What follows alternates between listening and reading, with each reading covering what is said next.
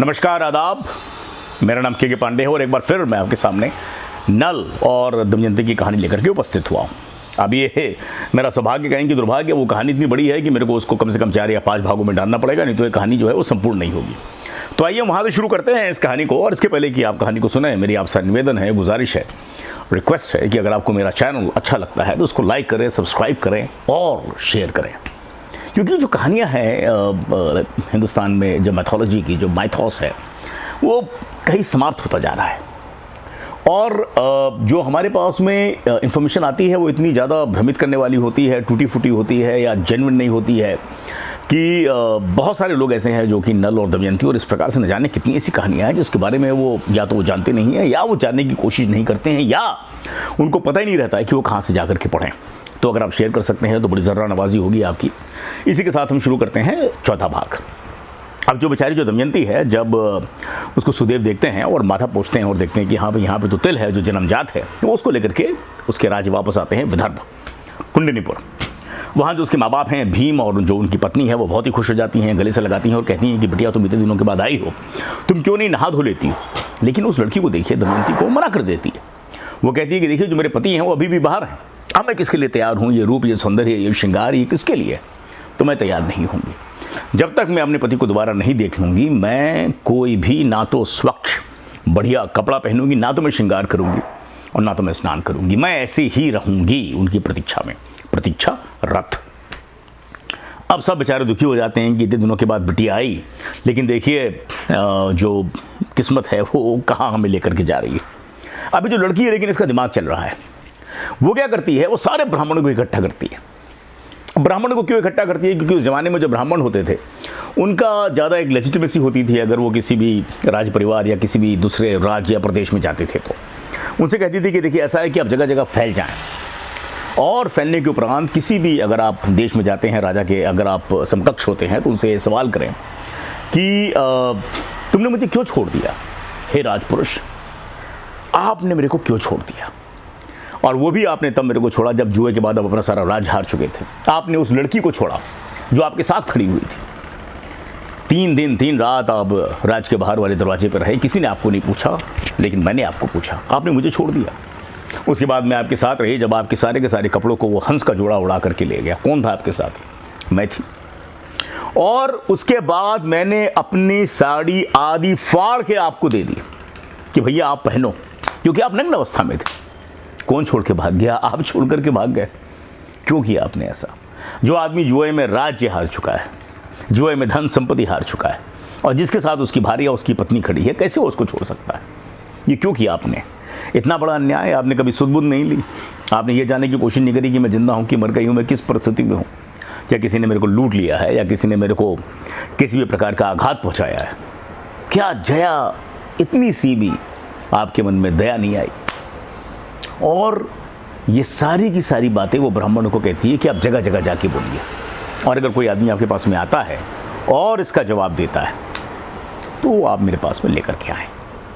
अभी जो ब्राह्मण है दुनिया जहान में फैल जाते हैं, और कुछ एक ब्राह्मण जो है वह अयोध्या जाते हैं ऋतुपर्ण के दरबार में। अब ऋतुपर्ण के दरबार में जब वो पहुँचते हैं और ये सारी बातें कहते हैं, वो बेचारा राजा, उसको क्या पता क्या हो रहा है, वो चुपचाप बैठा रहता है। लेकिन वहाँ पे राजा नल भी रहते हैं। वो जब ये बात सुनते हैं तो उनको बड़ा दुख होता है।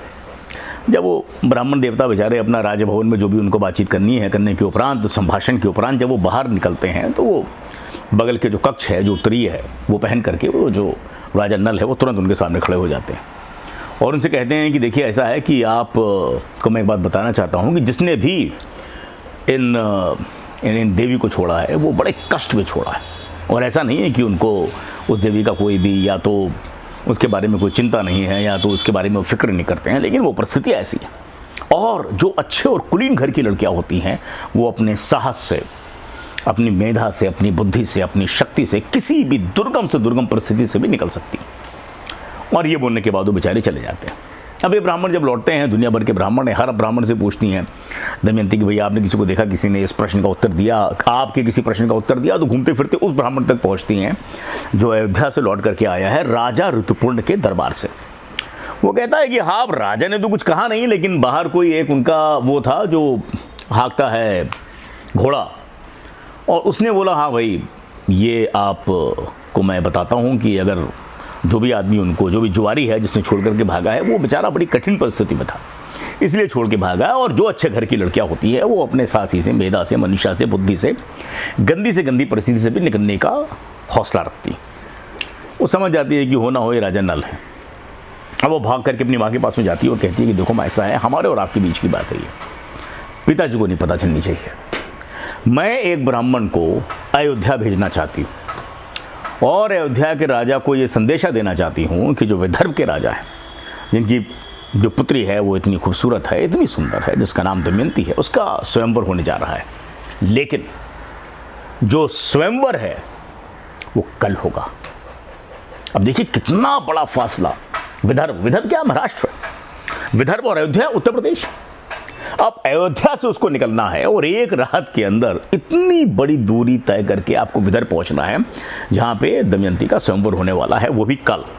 और अगर कल तक वो नहीं पहुंचे तो दमयंती जिसका भी वरण करना होगा कर लेगी। तो बुलाया जाता है सुदेव को, जो ब्राह्मण ने जो उसके पहले गए थे, जिन्होंने ढूंढा था दमयंती। उनसे कहा जाता है कि देव, एक विविता आन पड़ी है और जो इस विविता का उपचार है वो आप ही के श्री हाथों में है। अब ऐसा करें कि जो भी आपसे द्रुतगामी घोड़े आपके पास में हैं, अश्व हैं आपके पास में, उनको लेकर के आप अयोध्या जाएं और अयोध्या में जाकर के आप ये संदेश दें और उनसे बोलें कि जो स्वयंवर है वो कल है, और अगर कल राजा ऋतुपर्ण नहीं आते हैं तो जो दमयंती है वो शादी कर लेगी किसी और से। अब मैं सोच रहा था कि ऐसा उसने क्यों किया। ये महाभारत में नहीं लिखा है कि इसका कारण क्या है, लेकिन आप देखें इसमें दो चीज़ें हैं।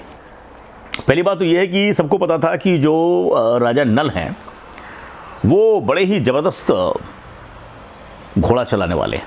अश्वों के ऊपर उनका एक जादुई अधिकार है। अश्व उनकी भाषा समझते हैं, उनके हिसाब से काम करते हैं।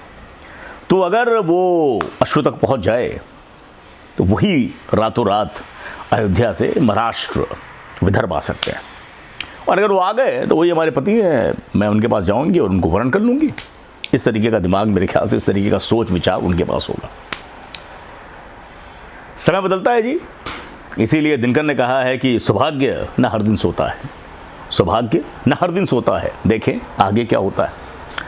अब सुदेव जो हैं वो पहुंचते हैं राजा के दरबार में, हाथ पाँव जोड़ते हैं, मत्था टेकते हैं। उसके बाद कहते हैं कि देखिए ऐसा है कि जो राजा जी हैं हमारे विदर्भ के, जिनका नाम है भीम, उनकी जो कन्या है उसका नाम है दमयंती। अब उनका पति पता नहीं कहाँ चला गया है। अब वो बेचारी कहती है कि हमारे दो बच्चे हैं, हम तो वैसे रहेंगे नहीं, हम जाकर के शादी करेंगे। तब उसके लिए स्वयंवर रचाया जा रहा है। दूर दराज से लोग जो है, न्योता चला गया है लोगों के पास में, जगह जगह से लोग आ रहे हैं, बड़े बड़े नए नए क्लेवर वाले लोग आ रहे हैं, नए नया जायका लेकर के आ रहे हैं अपनी वीरता का, अपने सौंदर्य का। तो आपके पास भी निमंत्रण आया है, आपको आना है तो आ जाइए, लेकिन उसमें एक कंडीशन है। अब राजा पूछता है बताओ भैया क्या कंडीशन। सब जानते थे दमयंती की सुंदरता के बारे में, सौंदर्य के बारे में। उन्होंने कहा कंडीशन ऐसा है कि जो स्वयंवर है वो कल सुबह है, तो अगर तो आप कल सुबह तक आ गए तो समस्या नहीं है, नहीं आए तो हरी इच्छा बलवान। अब राजा सोच में पड़ जाता है। अब उसको इस बात का लालच भी है कि भाई मैं किसी भी तरीके से विदर्भ पहुंचूं, और उसको पता भी है कि बड़ा मुश्किल है विदर्भ पहुंचना इस तरीके से, कहाँ महाराष्ट्र और कहाँ उत्तर प्रदेश, वो भी उत्तर प्रदेश में कहाँ अयोध्या। अब वो सोच विचार में रहता है कि राजा नल वहाँ पर आ जाते हैं। जब राजा नल वहाँ पर पहुँचते हैं तो कहते हैं महाराज बताइए क्या समस्या है, आप क्यों इतने चिंतित हैं, क्या बात आपको अंदर से खाई जा रही है। तो कहता है गुरु ये इनसे मिलो, ये सुदेव हैं और ये आए हैं विदर्भ से। अब वहाँ पे जो कुंडनीपुर है, वहाँ पे जो राजा भीम है उनकी कन्या जिसका नाम है दमयंती, उसका कल स्वयंवर है, वो वरण करने जा रही है। बिकॉज जो उसका पति है वो पता नहीं कहाँ चला गया। अभी सुन के बेचारे इनका तो लगता है कि मतलब ज़मीन फट जाए, आसमान निकल जाए, मतलब वो परिस्थिति में आ जाते हैं नल। वो कहते हैं कि बताओ जिसको मैं इतना प्यार करता हूँ, मेरी अपनी भार्या, वो ऐसा कैसे कर सकती है, कैसे मेरे को छोड़ के जा सकती है। अरे वो तो विवाहिता है, उसके अलावा वो दो बच्चों की माँ है, इंद्रसेन और इंद्रसेना, वो क्यों ऐसा करेगी, वो इंतजार नहीं कर सकती मेरे। फिर उनको ये भी लगता है कि हाँ यार अगर वो जा रही है तो क्या गलत कर रही है। हम ही ने कौन सा जाकर के बड़ी खोज खबर उसकी ले ली, उसको हमने कोई दूत भेजे, हमने उसको इंगित किया या सूचित किया या कोई संदेश भेजा या कोई पत्र भेजा या कोई चिट्ठी भेजी कि भैया हम यहाँ पे और हम सुरक्षित हैं, तो हमारे लिए परेशान मत होना, हम तुमसे शीघ्र मिलेंगे। हमने तो कुछ ऐसा काम किया नहीं। अब जब वो स्वयं रचने जा रही है तो मेरे को तकलीफ हो रही है, मैं किस प्रकार का आदमी हूँ। इस प्रकार के जो विचार हैं वहाँ पो जो है वो उनके दिमाग में चल रहे थे। अब जो राजा हैं अयोध्या के, वो मुड़ते हैं इनकी तरफ ऋतुपर्ण, और उनसे कहते हैं कि भैया तुम तो इतने ज़बरदस्त घोड़ा चलाने वाले हो, तुम एक काम करो, तुम अश्वशाला जाओ और वहाँ से सबसे बढ़िया जो अश्व हैं वो तुम पिक कर लो, हमें निकलना है फटाफट। और वो जाता है बेचारा। अब देखिए, रामायण और महाभारत में ना बड़ी छोटी छोटी चीज़ें, लेकिन वो चीज़ें बड़ी दूर तक मार करती हैं। अब वहाँ पे ये भी लिखा हुआ है कि जो अच्छे अश्व हैं उनकी पहचान क्या है। अच्छे अश्वों में भंवर होते हैं, वो भंवर समझते हैं ना, वो इस तरीके से गोल गोल गोल, जैसे नदियों में भंवर पड़ते हैं वैसे भंवर होते हैं। 10 प्रकार के भंवर होते हैं। मस्तक पे होता है, फिर उसके ललाट पे होता है, फिर उसके पार्श्व भाग में होता है, अग्र भाग में होता है, फिर उसके आपके पैरों पे होता है। तो इस प्रकार के 10 भंवर लोग मानते हैं कि अगर आपके पास में है तो जो आपका घोड़ा है वो बड़ा स्ट्रांग है, बड़ा ज़बरदस्त है। अब वो बेचारे जाते हैं और उसमें से कोई 4 ऐसे घोड़े चुनते हैं या जिनका वो चुनाव करते हैं। उन घोड़ों को देख करके कोई ये नहीं कह सकता कि ये घोड़े जो है वो लंबी रोज के घोड़े हैं। बेचारे बड़े मरियल से, बड़े कमज़ोर से लगते हैं, लेकिन चूंकि उनको सारा पता रहता है, वो राजा से कहते हैं कि राजा यही घोड़े हैं, यही आपको लेकर के पहुंचेंगे कल सुबह इधर। राजा हंसने लगता है, व्यंग वाली हंसी। अब उसको तो व्यंग है, उसको तो लग रहा होगा यार क्या मूर्ख आदमी है, हमें चाहिए बलशाली घोड़े, बड़े बड़े कद्दावर से, और ये किनको पकड़ के ला रहा है मरियल से घोड़े ऐसे। लेकिन वो कहता है ठीक है, अब ये कुछ ना कुछ तो जानता होगा। तो जब वो बड़े घमंड के साथ जैसे ही बैठता है घोड़ों के ऊपर, वो घोड़े की जो घुटने हैं वो मुड़ जाते हैं और जमीन पर गिर जाते हैं। तो जो राजा नल है उनको कहते हैं इधर आओ गुरु, ये घोड़े हैं, इनके अंदर भी वही जीवात्मा है जो आपके अंदर है, प्यार से इनके ऊपर चढ़ें, इनको पुचकार करके चढ़ें। घोड़ों के ऊपर, रथ के ऊपर चढ़ने का भी एक संयोग होता है, रथ के ऊपर चढ़ने का भी एक गणित होता है। आप इस तरीके से नहीं चढ़ सकते हैं फटाक से। अब राजा नल उसके पास में जाते हैं, उनको पुचकारते हैं, उनको प्यार करते हैं, उनसे इस बात की आज्ञा लेते हैं कि हम आपके ऊपर अब चढ़ने जा रहे हैं। उसके बाद वो राजा से कहते हैं कि देखो राजा, अब तुम चढ़ो। अब जैसे ही राजा चढ़ता है, घोड़े अपने घुटना नहीं मोड़ते, रथ वैसे का वैसा खड़ा है। तो ये हमें ये भी बताता है कि देखिए महाभारत हमें क्या क्या शिक्षा देता है। महाभारत हमें ये भी बताता है कि आप में और जानवरों में अंतर नहीं है, चाहे घोड़ा हो, चाहे बिलार हो, चाहे जंगली सुअर हो, चाहे मैना हो चिड़ियों में, या आपके गिद्ध हो, या शेर हो, या कोई भी जीव जंतु हो, मगर हो, घड़ियाल हो, आप ही के जैसे हैं। उनके अंदर भी आत्मा है, उनके अंदर भी जीवात्मा है, उनके अंदर भी परमात्मा का वास है। घमंड में आप उनके ऊपर नहीं चढ़ सकते, उनसे पहले इजाज़त तो लें। तो ये छोटी छोटी चीज़ें जो हैं, जो हमारे दैनिक दिनचर्या से निकलती जा रही हैं, आप सर्वथा समाप्त प्राय हो चुकी हैं। अगर आप महाभारत को पढ़ेंगे, अगर आप रामायण को पढ़ेंगे, और कोई सा भी उनका एडिशन पकड़ लें, चाहे क्षेत्रीय पकड़ें या वो पकड़ें जो सर्वों में मान्य है, आपको उनमें ये छोटी छोटी बातें नजर आएंगी। इसीलिए अपने बच्चों को पढ़ाएं। अब राजा जब चढ़ जाता है तो बाहुक, इन्होंने अपना नाम बाहुक रखा है राजा नल ने, वो भी चढ़ जाते हैं। और जनाब वो जैसे ही घोड़े को अपने काबू में लेते हैं, घोड़े तो जैसे हवा से बातें कर रहे हैं, छन पकैया, कभी इधर कभी उधर, कभी इधर कभी उधर, और किस तरीके से समय निकल गया लोगों को पता नहीं चला। अब क्या होता है कि जब वो घोड़े चढ़ रहे हैं तो वो पवन की वेग से दौड़ रहे हैं, खड़बित पवन की वेग से घोड़े जो दौड़ते जा रहे हैं। लेकिन उसी दौड़ में जो राजा का उत्तरीय है वो गिर जाता है। और जब तक राजा को पता चलता है, वो कहते हैं भैया रुक जाओ। तो बाहु कहता है क्या हुआ? वो कहता है कि मेरा उत्तरीय तो गिर पड़ा। तो कहते हैं कि देखिए सर, ऐसा है, जो आपका उत्तरी है वो 4 कोस पहले गिरा, अब मैं ना रोकूंगा घोड़ा। वो कहते हैं 4 कोस पहले उत्तरी गिरा है। उसने कहा तो दंग रह जाता है राजा, और उसको बुरा भी लगता है ऋतुपर्ण को। वो कहता है कि यार बताओ, ये आदमी को अश्व के बारे में इतना ज्ञान, और उसको ये भी पता है कि कितने पीछे जो है उत्तरी गिरा है। तो कहता सुनो इधर आओ। वो बंदा जाता है उसके पास में, कहता देखो गुरु, हम तुम्हें एक बात बताते हैं कि वो देखो सामने बहेड़ का पेड़ है। तो ये देखते हैं, राजा नल कहते हैं हाँ बहेड़ का पेड़ है। कहता देखो जो उसकी 2 शाखाएं हैं ना, और नीचे उसके पत्ते गिरे, मुझे सब पता है। और राजा नल चकित हो जाते हैं, कहते सब पता है मतलब क्या है, समझाइए जरा। तो कहता देखो जो नीचे पत्ते गिरे हैं ना, फूल और पत्ते मिला करके, फल और पत्ते मिला करके 100 हैं, और उसके अलावा एक फूल है और एक पत्ता है। कितने हो गए गुरु? उन्होंने कहा 102। बहुत बढ़िया। कहते हैं कि इनकी जो 2 शाखाएं हैं उसमें 5 करोड़ पत्ते और 2095 फल हैं। राजा नल की तो आंखें फटी की फटी रह गई। उन्होंने कहा महाराज आप क्या कह रहे हैं, ये बहेड़ के पेड़ में? कहता हाँ बहेड़ के पेड़। कहता आप इसको काटिए और गिनिए। कहता है महाराज लेकिन आप जो भी कह रहे हो ना ये परोक्ष रूप में है। अब राजा नल का दिमाग काम करने लगा। वो कहता है आप जो भी कह रहे हो सारा का सारा परोक्ष है, मैं इसको प्रत्यक्ष रूप में देखना चाहता हूं। अब राजा कहता है कि प्रत्यक्ष रूप में तुम कैसे देखोगे? कहता बड़ा आसान है, पेड़ काट दूंगा, उसके बाद बैठ के मैं गिनूंगा। अब राजा को पहुंचना होता है विदर्भ। अभी कहता है कि ये पगला तो इसको काटेगा, गिनेगा तो पूरी रात निकल जाएगी। वो बड़ा झुंझलाया है, बड़ा परेशान है। कहता है तुम क्या कह रहे हो? अब तुम समझ लो कि ये है, ये सही है बात। कहता ना मैं राजना, परोक्ष में कही बात को सही नहीं होती, मैं इसको प्रत्यक्ष रूप में देखना चाहता हूँ। अब मरता क्या ना करता, राजा कहता है कि भैया जाओ काटो। अब राजा नल बेचारे जो हैं वो काटते हैं, और जब वो गिनना शुरू करते हैं तो उसमें 5 करोड़ पत्ते होते हैं, 2095 फूल होते हैं, फल होते हैं, और जो नीचे सारे जो पत्तियां गिरी होती है और जो फल गिरे होते हैं वो 102 होते हैं। अब राजा नल जो है वो चकित, पागल हो गए वो देख करके। अब उन्होंने हाथ जोड़ लिया और उनसे कहा कि प्रभु आपके अंदर तो ये अकल्पनीय विद्या है। तो कहता हाँ, जो मेरा गणित है, वो राजा है बेचारा, अब गंभीर तो है उसमें, वो तो खदारी खून है। कहता हाँ मतलब ये जो मतलब आप ये समझ के रखें कि जो गणित है और जो द्युत क्रीड़ा है उन दोनों में मेरे को बड़ा अब पकड़ आप कह सकते हैं, एक पुख्ता पकड़। तो हाथ जोड़ के राजा नल खड़ा हो जाता है, कहता है प्रभु मेरे को सिखाइए। तो कहता अच्छा चलो बैठो। अब बैठ करके पूरी गणित और किस तरीके से जुआ, किस तरीके से द्युत क्रीड़ा खेलनी चाहिए, पूरा का पूरा जो राजा अयोध्या का वो राजा नल को सिखाता है, जो बाहु बन करके वहां पे बैठा है। अब उसका गुरु दक्षिणा का समय आ गया। तो कहता है महाराज आपको क्या चाहिए? आपने मेरे को इतना बड़ा ज्ञान दिया, इतनी बड़ी शिक्षा दी, अब मेरा भी तो फर्ज बनता है कि मैं आपको कुछ दूं। आप मेरे से कुछ मांगे, जो भी मेरी औकात है, जो भी मेरी एबिलिटी है, मैं उसके हिसाब से आपको कुछ दूंगा। अब राजा कहता है यार इस बंदे का जो कमांड है घोड़ों के ऊपर, कैसे घोड़ा हाँकता है, कैसे घोड़े की पहचान है इसकी। जिस घोड़े के बारे में मेरे को लग रहा था कि मरियल घोड़ा सबसे स्ट्रांग निकला, जिनके बारे में मेरे को लग रहा था सबसे ताकतवर, सबसे पुरजोर घोड़े हैं, वो कमजोर निकले। कहता मेरे को तुम अपनी अश्व विद्या दो। वो कहता ठीक है महाराज चलिए लीजिए। वो कहता ना ना ना, आपकी अश्व विद्या अब मेरी धरोहर है आपके पास में।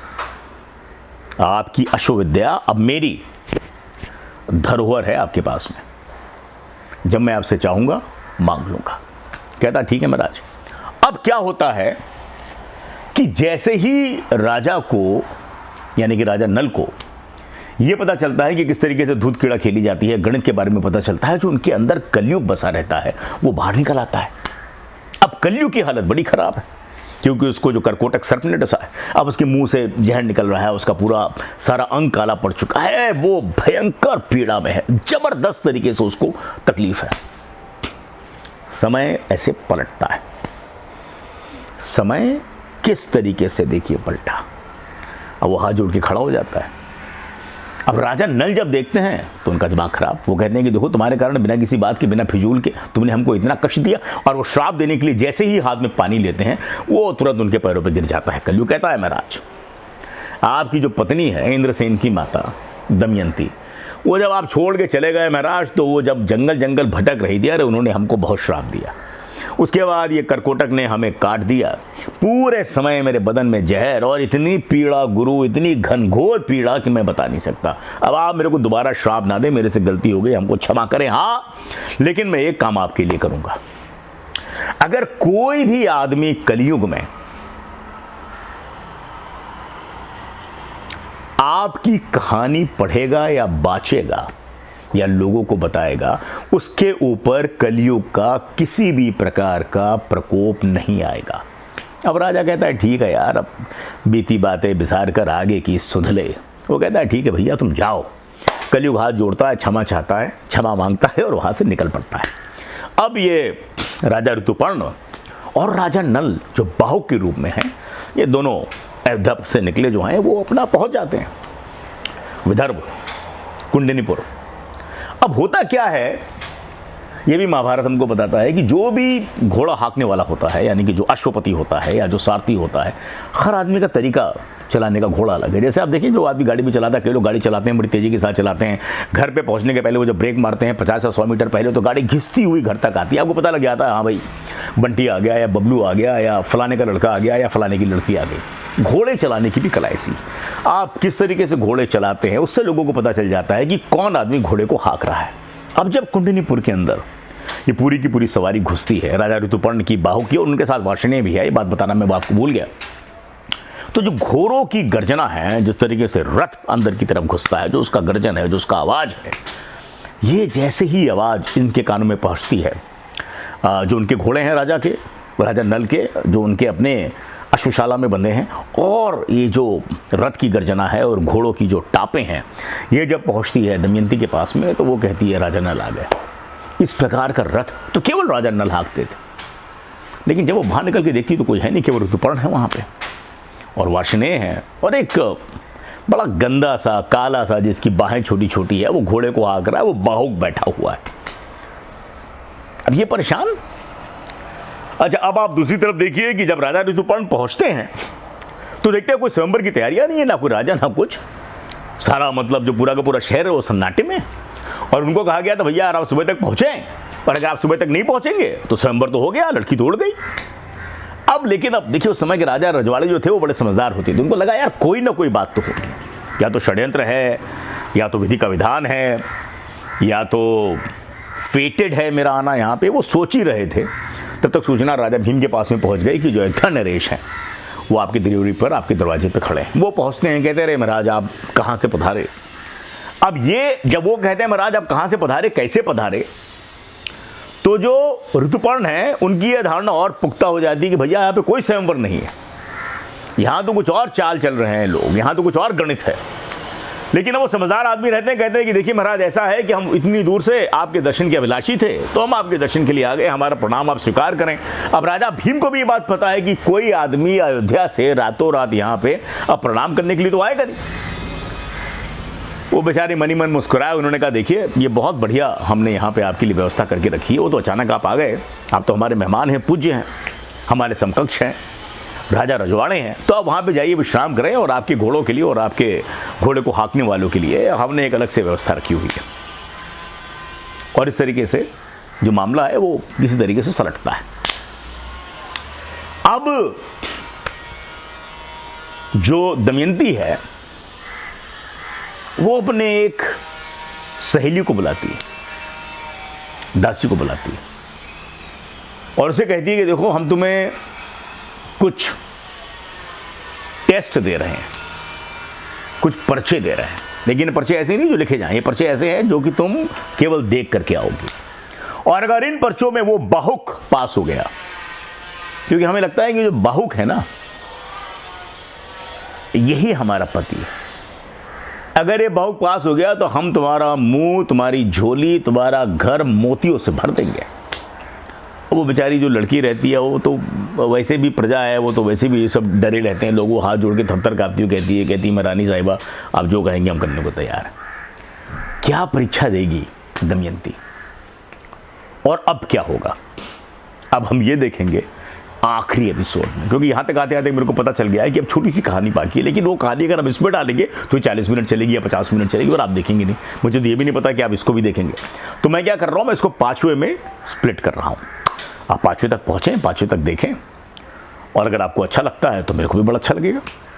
तो 5वें एपिसोड की तैयारी हम अति शीघ्र प्रारंभ करेंगे। यहीं पे मैं रोक रहा हूँ जहाँ पे एक अजीब प्रकार का संजोग, एक अजीब प्रकार की रचना, एक अजीब प्रकार का पर्चा, एक अजीब प्रकार का सवाल, बड़े सारे ऐसे सवाल रानी अपनी सखी को देती है और कहती है कि तुम इसको लेकर के इस बंदे के पास में जाओ जो गाड़ी हाँक रहा है। मेरे को लगता है कि ये राजा नल है, और अगर जो भी मैं तुमसे पूछ रही हूँ अगर यही चीज़ वो आदमी कर रहा है तो मेरा जो विचार है वो पुख्ता हो जाएगा कि हो ना हो यार यही है राजा नल, और मैं तुम्हें मुँह इसकी कीमत दूंगी।